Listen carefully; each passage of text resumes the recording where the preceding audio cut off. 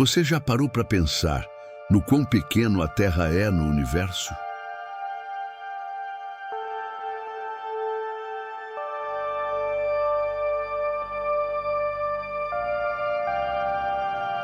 A astronomia é a ciência que estuda tudo o que existe fora da Terra. A Terra faz parte do Sistema Solar, que fica dentro da galáxia chamada Via Láctea.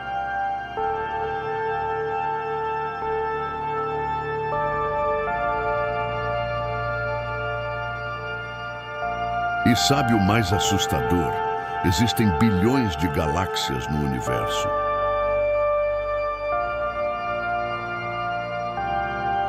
E isso é só o começo, porque o universo guarda mistérios que a humanidade ainda não consegue explicar.